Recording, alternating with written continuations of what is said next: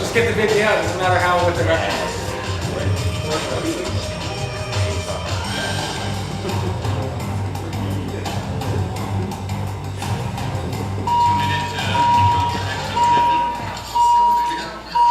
Can I have someone prepare after this?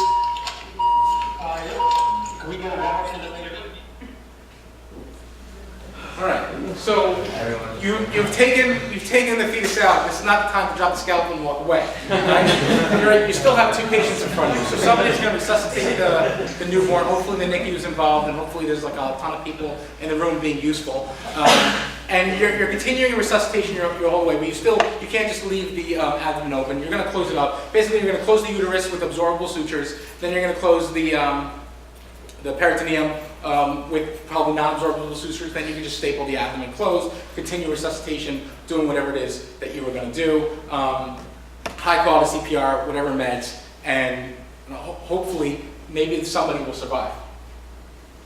Anybody have any questions? Yeah. This is my last scenario. Let's say we contemplating a perineum C-section, but you're like highly suspicious of PE.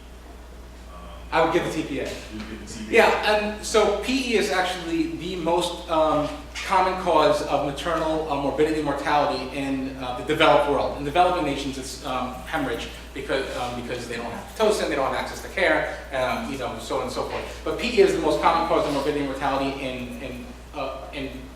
for pregnant women around basically this area. So I would probably, if the person's in cardiac arrest already, give a TPA. I was looking at the research on this.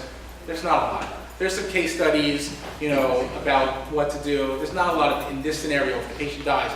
If it was me and the patient was in front of me and it was this story, I wouldn't even hesitate. One of the first things I would give is full dose TPA. Would you be doing that? Would you be thinking to try to do the C-section before the TPA, or you just? I would give the TPA hoping I wouldn't need to do the C-section. You give someone who you just cut open TPA, aren't they just bleed to death anyway? Right. They're already dead.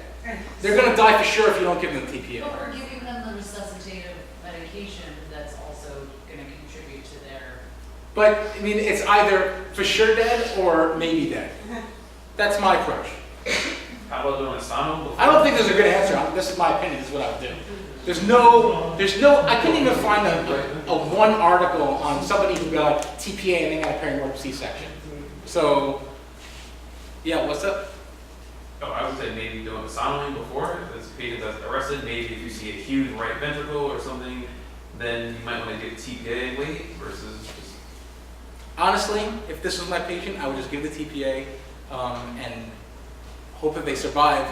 And then if they bleed, deal with that. One step at a time. The PE has already killed them, so then let's treat that. And then if they're bleeding, we'll treat that. That's kind of, I would definitely do it. Has anybody done a perimortem C-section in the room?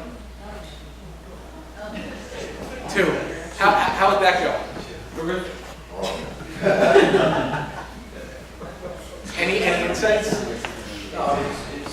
No, it's something you have to kind of decide. I was a chief president of Lincoln. I was moonlighting it all up, and I was by myself at 2 o'clock in the morning.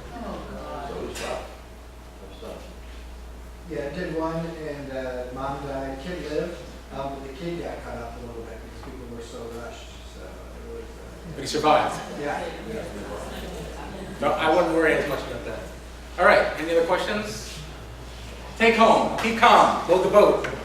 Be ready, treat the mother first. Supine chest depressions, let that argument be laid to rest, and then perimortem C-section within 5 minutes. And you gotta start them young.